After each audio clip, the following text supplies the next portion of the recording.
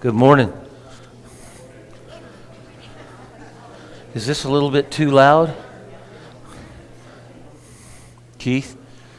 A little bit? It's okay? Well, it's good because I cannot get my voice back. Good morning. I love excuse me. I love the fellowship, the low roar, the whole time. I love it. It makes me think we need to get together more often. Good morning. Good to be back together in class after several weeks of, 2 weeks. We had LTC, awards, that sort of thing. That was fun. And then last week we did the outdoor church indoors. So that was we did breakfast, we did fellowship and breakfast and all that sort of thing. So it's good to be back together again after 2 weeks. And so to remind ourselves what we're doing, we are, this might be a little bit too loud. Yeah. Janine? Well, I can't. I don't know how to do that. Janine, can we turn it down a little?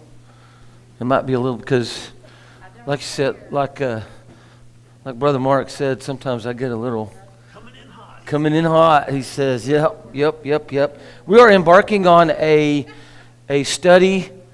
I don't know how long it's going to take now. We're embarking on a study of spiritual warfare. And I had intended to just sort of scratch the surface, but y'all indicated that you wanted to go as deep as we can go.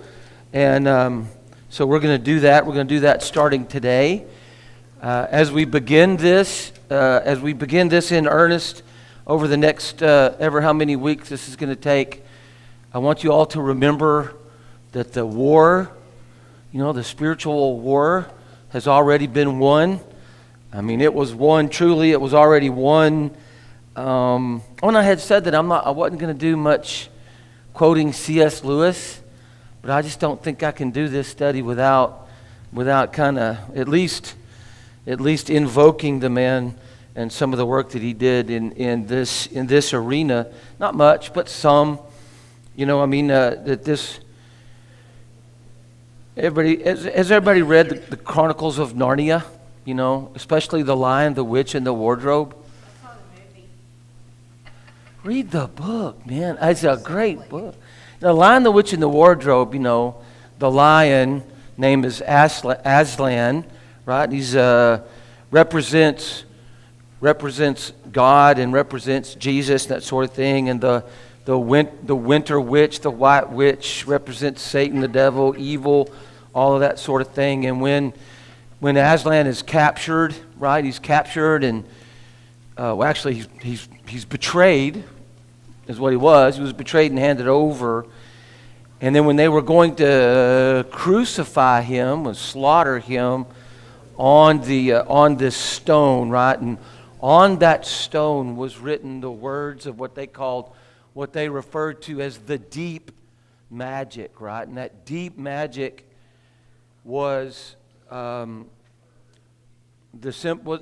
fact that even though he killed Aslan, in 3 days, he was going to come back again. And when it talks about that deep magic, when C.S. Lewis talks about that deep magic, he's referring directly to Scripture where it just talks about these deep mysteries, these things that were known from the beginning of time.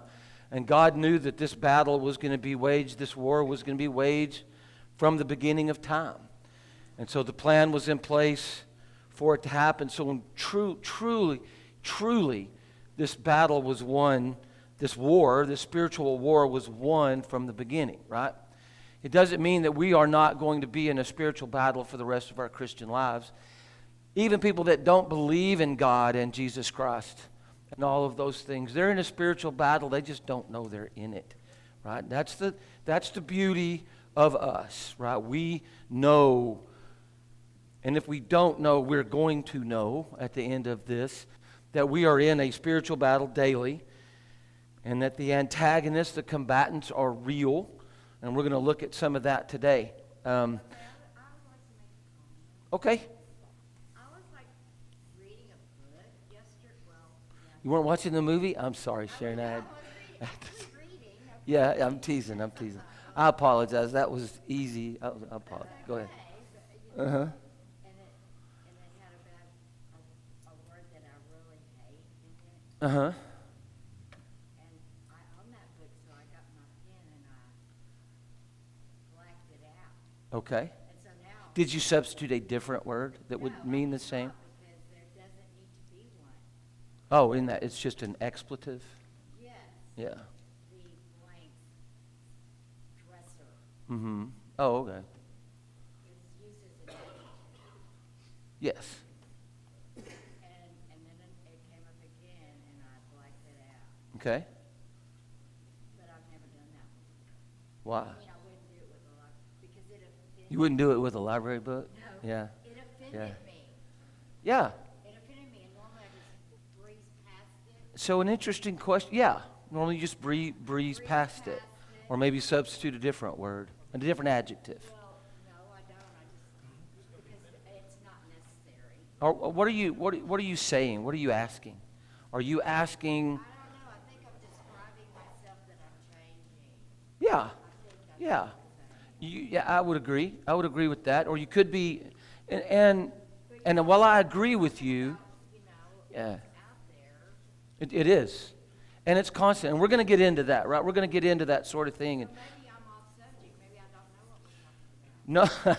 no, I think that's part of it. I think that's a part of it. But do y'all remember? Again, I'm going to use. We may not get anywhere today. I'm going to use another illustration. Do you remember when we were kids and I'm using that broad we and kids and that sort of thing. Like, you remember the Bugs Bunny cartoons? And they had this one they had this one character that was this big, kind of almost a heart-shaped, hairy monster. And Bugs Bunny turned the light on, and the monster was sitting at the end of the bed. And what did Bugs Bunny do? Turned the light off so he didn't have to see the monster. Right? Y'all remember that? Anybody remember that besides me? Yeah. So it's almost as if we're hiding beneath the covers sometimes, right? When you don't acknowledge, in that case, an offensive word, you don't acknowledge that it's there. And so instead of maybe blacking that out, maybe change the author. You know what I mean? Change the book rather than black out the word. But I can agree with you, though. Yeah, well, we do, don't we? We want to know. But anyway, but we're going to kind of get into that towards the end of probably 2 weeks from now in our individual daily battle, individual daily spiritual battle. And as a matter of fact, and talking about that, in the turning the light off so you don't see the monster, right? And there's a lot of people that will say today, well, we don't really fight. The battle is not the same as it was, in ancient times or biblical times or just after Jesus. But I would disagree. I think that the Bible is clear that we're in a spiritual battle. And we looked at examples in the Old Testament. We looked in the gospel, specifically in the Old Testament. We looked at 1 Kings 6, 11 through 17. We looked at Matthew chapter 4, 1 through 4, and Ephesians 6, 12. So we had an Old Testament, a gospel, and a New Testament examples of the spiritual battle that we are in. And it shows that we are, in fact, and yes, we do have physical struggles, right? Some of us are experiencing struggles with health. Some of us are experiencing struggles with temptations. Some of us are experiencing all kinds of different troubles. The world is enjoying some struggles and troubles, and our nation is, and all of those things. And those definitely have a physical connotation, but every one of these battles, I'm convicted now, the more I've studied this, that every single one of these battles has a spiritual battle going along with it at the same time. And I think that the Bible is quite clear on that. Now, we laid out last week or 2 weeks ago, we kind of laid out where I wanted to go with it, and then you told me no. So I said I wanted to do our individual battle, I wanted to do the spiritual battle with the world, and I want to talk about how we fight it. But y'all, the way y'all said it a couple of weeks ago, it sounded to me like you wanted to go a little bit deeper. So I've added another section that I don't know how long this is going to take. We may go running through what I've prepared for today in 10 minutes, and then we'll just sit and talk. Or we may get into some discussion here, which is what I'm hoping. But what I want to do, since we're talking about spiritual warfare and we're talking about battles, I think we need to identify the combatants, right? So there's two teams, and there's only two teams. There's the enemy, right? And there's a team there, right? It's not just Satan, there's a team there. And then there's our side, right? And it's not just God, there's a whole team there. God's enough, but there's a whole team there. So let's get into that. Let's talk about the combatants a little bit. And let's start off with the enemy forces, the forces of evil. And we all know who the leader of that team, of that army is, right? Who is that? Who is that? This is where we participate. This is where we're going to participate, right? Who is that? Lucifer, Satan, the devil, right? The evil one. All of those, right? And so the questions are, where did Satan come from? You know, where did he originate? How did he get here? Who is he? And what power does he have? What power does he use to fight us? Turn with me to Ezekiel. Go to Ezekiel chapter 28. And if your Bible's anything like mine, it's going to be hard to find because my Old Testament, again, one of these days I'm going to finally get in here and start doing some lessons in the Old Testament. But mine's pretty clean. But Ezekiel chapter 28, and we're going to start in verse 11. But to give that some context, right, this is, I said I was going to change the way I said. I was going to say, this is Ezekiel. It's not Ezekiel, right? It's God talking through Ezekiel.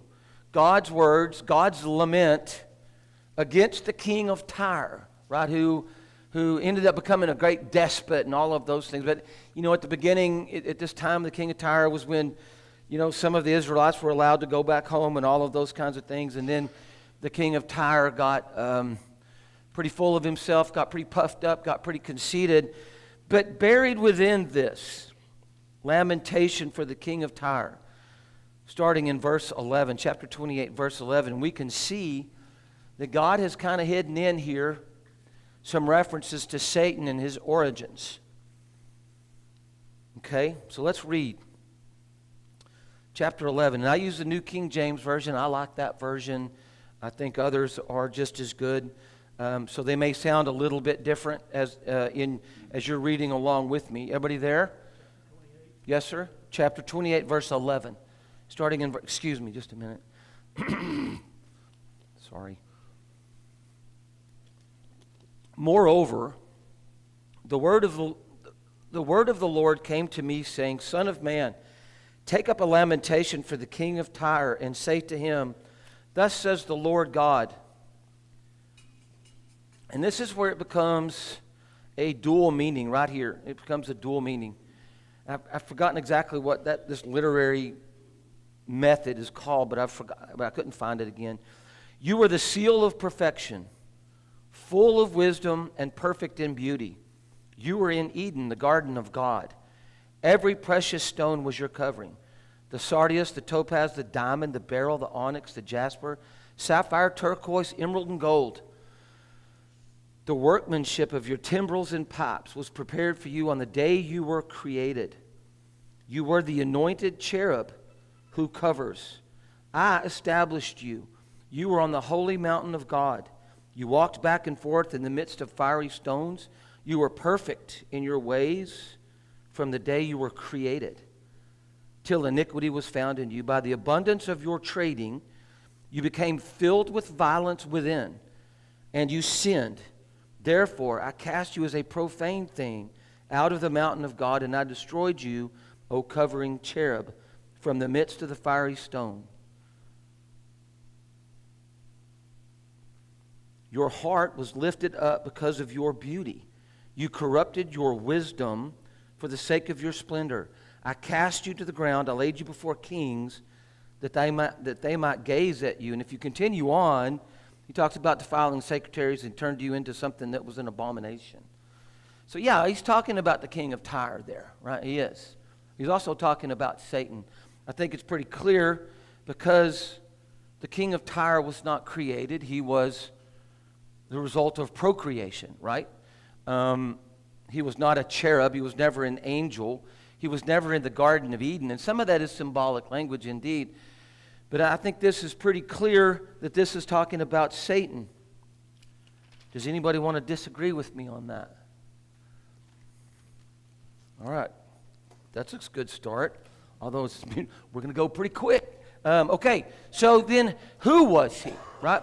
So he was created by God. Verses 13 and 15. Sir? I do. He is talking. So he is talking about the king. Uh-huh. But it is also talking about Satan. Yes. Therefore, we can take this as our lives. Start out as a perfect thing that God created. Yes. Until you get to verse 15 where it says, till iniquity found. Till iniquity was found in you. Right. Till iniquity was found in you. Right. And then what? And then what happens after that is on you. Yes, and we're going to get there. We're going to get there in a couple of as the weeks go. But no, do. No, I want you to talk. That's perfect, because what does it say right there? Until iniquity was found in you, and then you go down a little bit further, and it says, and you sinned. 16. Right, yeah. 16, by the abundance of your shame, and you sinned. Right, we'll get there in just a minute. But first, look, verses 13 and 15, it says that he was created by God. So Satan was created by God. It says he was an angel. Verse 14 says that he was a cherub. Right? A cherub is an angel. So Satan created him, just like Satan created him. God created him, forgive me. God created him just like he created everything. He created mankind. He created everything that we see, right? He created everything. And he created the angels. And how many? I mean, when Jesus says he could call so many legions, when you add that up and compare that to a Roman legion, it's over 72,000.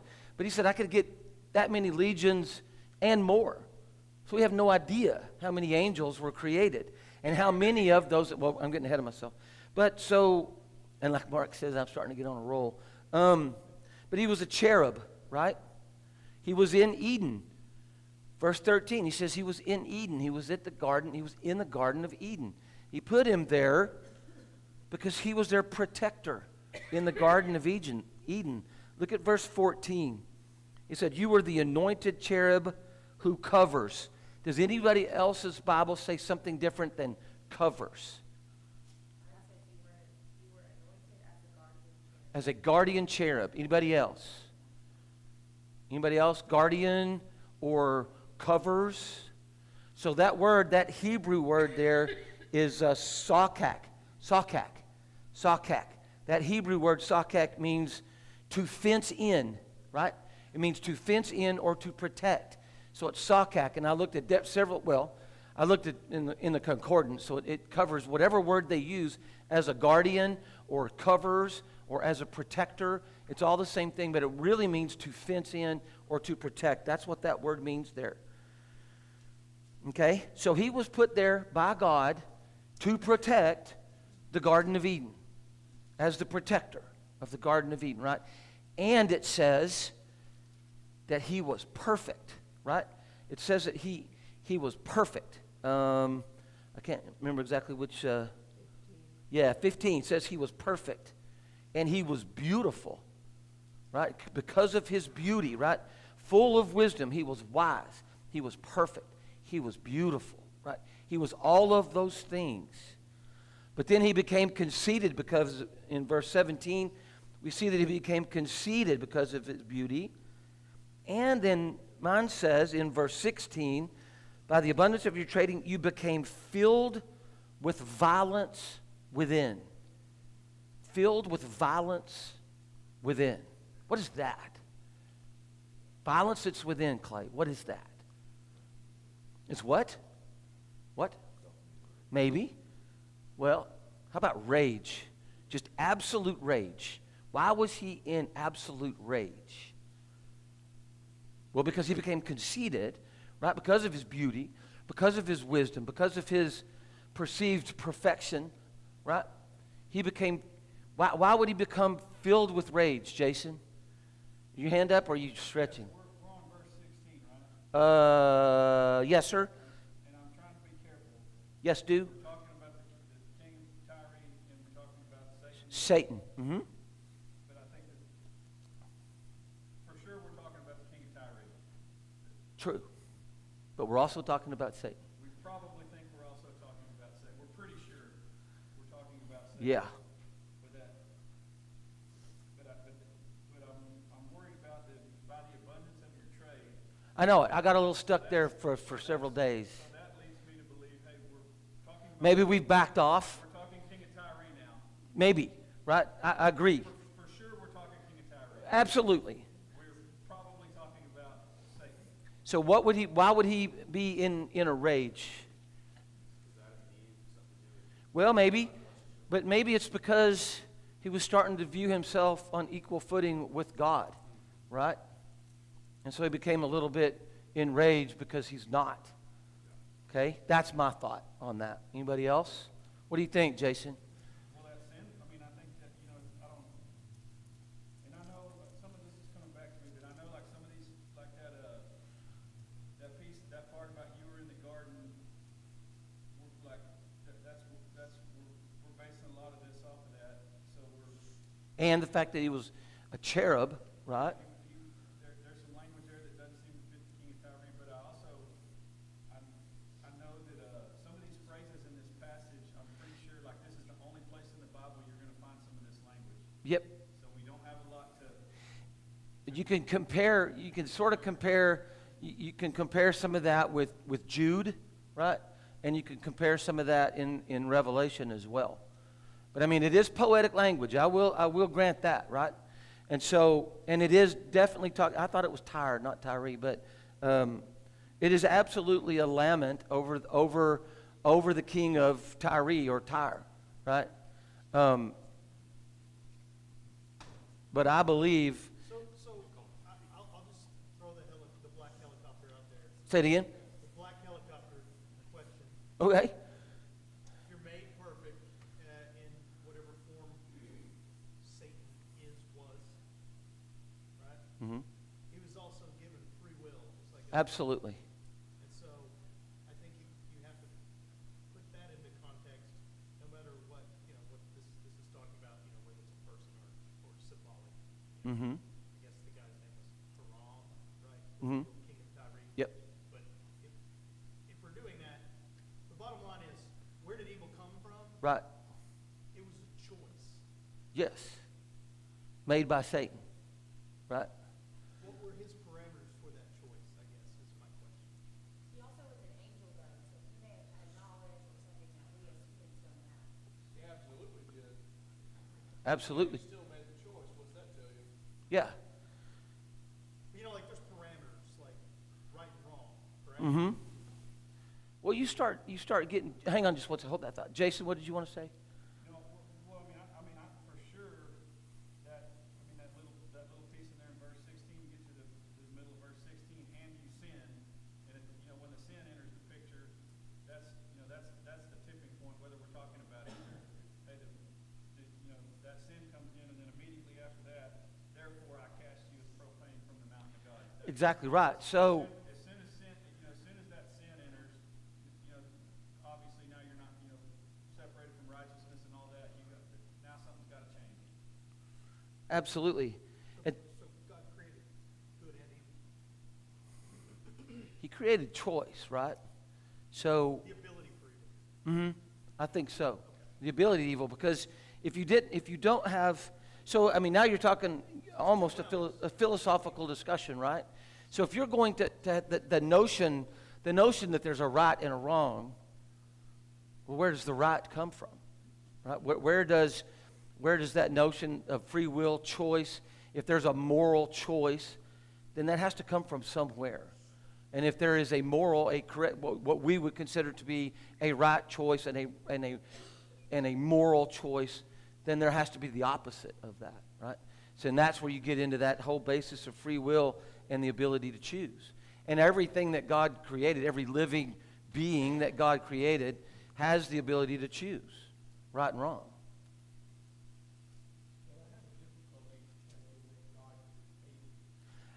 Huh? I think he created, I think I agree with that. I believe that evil is coming onto the scene right here. That's what I think. Does it exist? Evil? Absolutely. Does it exist? How did anything Come into existence. God created it. Right.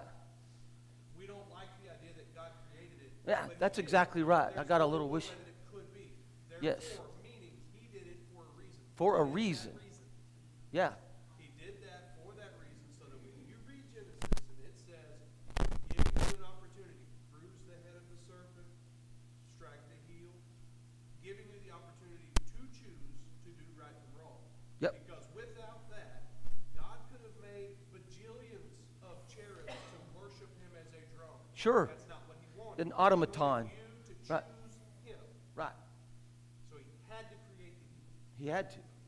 Otherwise, what are we doing here? So to say God did not create evil is to take away the potency of the sacrifice on the cross. And we ain't playing that game today. No, we're not there. No. Well, when you look at, first, when you look at James 1, it says all good things come from God. And that didn't happen to me, but y'all didn't have to do later on. In our shepherd's dog, but when it says all good things come from God. Well, that's what we wanted. You know, that's why I have a.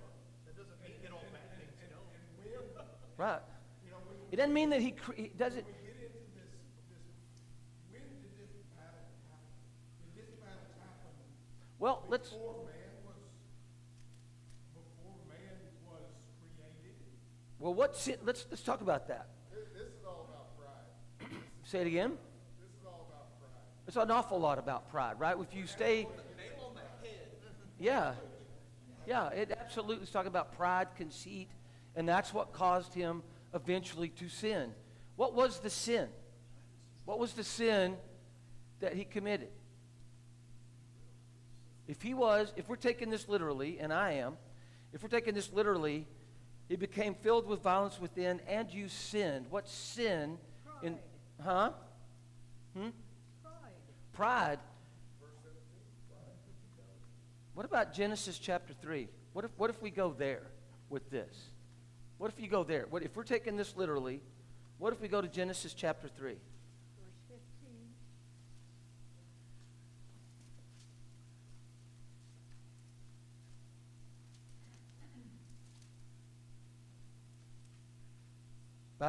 You became filled with violence within, and you sinned.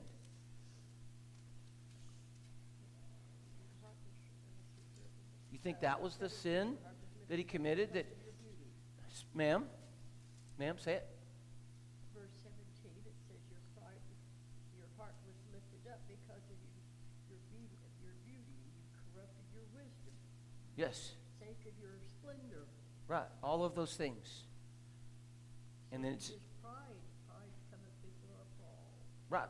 Pride cometh where? Before a fall. Before a fall. Actually, pride before destruction. Pride before destruction, right? 16, pride comes before destruction. Yes. So in his pride, he became conceited and all of those things, and then he sinned. And I maintain, if you want to say, when did this battle take place? If I'm taking this literally, like I am, say it again. Well, what about this though? So, if he was put in there as the protector, as the fence, right? If this cherub was put in the Garden of Eden as the protector, as the fence, and then he became conceited, and he had pride, and he became filled with rage or violence within. I'll show you. Watch this, right? Genesis chapter 3. Temptation of Eve and man, right? It's a thought. It's a thought, right? Genesis chapter 3 and the fall of man. It could be that these two things happened at the exact same time. Pat, I would call that, I would call that idolatry. What? If we're back to the original, that's like, I'm going to decide whether we're talking about Satan or the man in the garden, or this king of Tyre, that idea that I'm going to, like you said, I'll show you. Yes. In other words, not God and His word and His instruction. I'll be Making yourself the idol. Yes. Yes. I'll be the decider of, Yeah. of what happens here. Yeah, I agree, right? So I agree with you 100%. Did everybody understand what he meant by that? That I'm becoming the object of worship. You're talking about the timing too, right? Yeah, I'm talking about the timing too. When did this come? So, Wait. I don't know. I'm not saying that I know. I'm saying that this is a possibility. I have a pairing here because they talk about Job as being one of the oldest books. Yes. Right? One of the oldest books. Yes. And so when you think about that being the oldest book, and if that did happen before the dawn of mankind, I wonder how long that conversation, because Job starts with a conversation, Right. And this In conversation- heaven. Yeah, in heaven. In heaven. And then, I don't know that it's in heaven, it's In a- I don't think it says that. Yeah, it doesn't say that. It doesn't say that. But they're In having a God's conversation, presence. Right? So I'm wondering if that's early on in evil, if that makes sense. Yes. Because if that's as early as we have Yeah, written, I don't that know. conversation between Satan and some other angels and God, and then the fall before that or after, it's going to be, I would guess, pretty close to similar time periods. Mm-hmm. So I think you can probably learn a little bit. I think you can. I don't know. I don't know, but I know that it It's happened. definitely after human beings were here. Yes, I think so. But we know that it happened. Okay, so I'm sorry. It's still all about pride. It's still about, but it's like, that the pride itself is not the sin, right? I mean, that sort of thing. It's like the pride is what the conceit, the pride, the idolatry, the beginning to idolize oneself. That's where the sin happens, right? And then the sin was acted out against man, and we see that all the time now, right? That sin is acted out against man. So what did happen there? So then what happened because of that sin? Well, from where and to where was he cast? And Ezekiel says that, and Jude says it, Revelation says it. It says it in many different places, right? It says that he was cast out of the presence of God, is what it says, right? He was cast out of the presence of God into the world, right? And this is his domain, right? He is in control here. Satan is in control here. He doesn't have the final word, right? But he is in control here. Now turn over with me real quick to 1 John, and just to talk about that, 1 John 5:18, and I'm just going to read it while y'all look. But he says, we know that whoever is born of God does not sin, but he who has been born of God keeps himself, and the wicked one does not touch him. We know that we are of God, and the whole world lies under the sway of the wicked one. What does yours say, Sarah, in that place? Oh, okay. Under the sway of the wicked one, or in other words, Under the control of. under the control of. Thank you. Also, 1 Peter 5.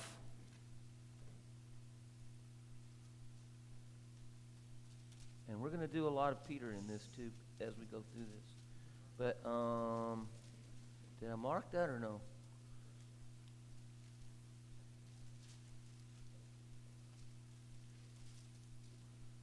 First Peter 5, 7, and 8.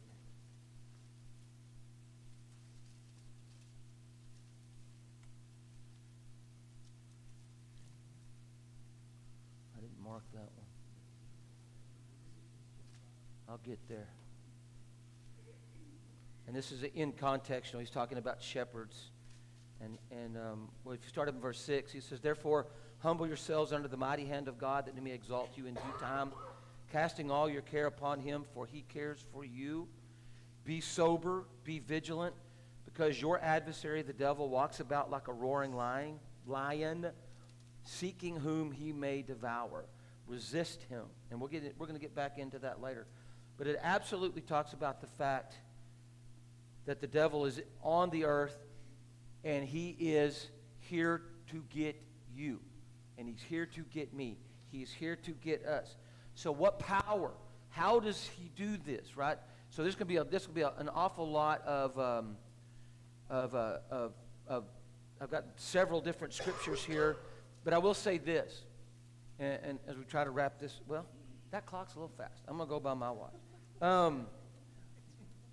For the most part, so what power does Satan use against us? I'm going to say it this way.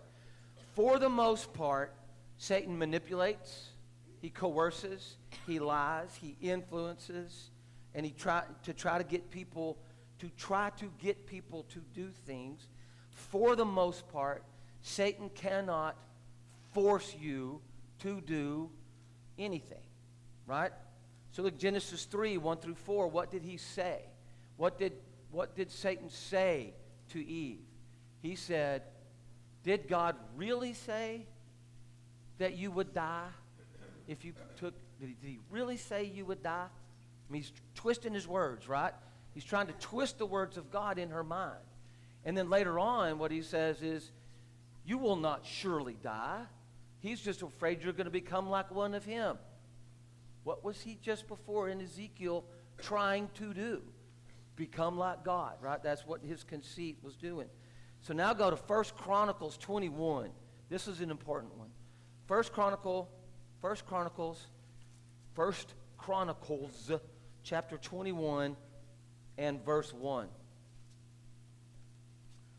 I'm going to let y'all get there. 1 Chronicles chapter 21 verse 1. I hear paper rustling. I hear iPads turning. 1 Chronicles chapter 21 verse 1. And remember, we're talking about how does Satan do this stuff? What power does he have? And make no mistake, he's very, very powerful. Now Satan stood up against Israel and moved David to number Israel. Some will say to do a census. Moved, right? Moved. That Hebrew word moved right there is sooth. It says sooth, right? It means to stimulate or seduce. And in this context, it means seduced. So he seduced David to do something that God told him not to do. Remember, they had certain times when they were supposed to do a census, right? And he made David go against what God said to do, right? He says incited. Incited, perfect, right? That I think that might be a better use of that word, right? Sooth. The New King James Version used the word moved. So if you think incited, seduced, moved him into that area, right? Moved his mind into that area. The Gospel of John, chapter 13, verse 2. Interesting thing, especially when you get into the New Testament, that an awful lot of these bad things happen in chapter 13. Sorry, I'm just kidding. It was probably on a Friday also. And it was probably on a Friday also, right? Exactly. So this is talking about Judas, right? Chapter 13, verse 2. And supper being ended, the devil having already put it into the heart of Judas Iscariot, Simon's son, to betray him. So he got it into his mind, right? When biblical writers, whether it's Old Testament or New Testament, in the biblical times, when they talk about heart, they're really talking about heart and mind, right? They're talking about heart and mind together, heart and mind. He got it in his head to betray Jesus. Pharaoh deal, hardening of the heart. Don't get excited. Yeah. Do what? It's the same deal, right? Yeah, same idea. So you're telling me that's not affecting free will? Satan is, yeah. He's trying to, but He's trying to. He's trying to, right? I struggle with this. I really do. No, I agree. Whenever, Bless you. Whenever your free will is taken from you, I think it's hard. And that's what we're getting into. That's what we're getting into. That's why we're talking about spiritual warfare. That is the crux of it. That is the nugget right there. Because I think it says when the Spirit entered him, right? Isn't that one of the? Yeah, later on. When it entered him, Yeah. he had control over that. Right, exactly right. So, okay, right. So we said, those are a couple of examples. I've got a couple more. I've got a couple more examples of how Satan influences or seduces or manipulates or lies or that kind of thing. He doesn't actually force you to do anything, okay? And now is when we're going to get into the controversial stuff. Because we haven't even talked about anything. No. But we haven't gotten to anything controversial yet. The only time that Satan can make a person do something is when that person is possessed by a demon. Right? When that person, we're going to stop now, but I'm going to leave that little cliffhanger with you for the week. And then we'll talk about what is a demon.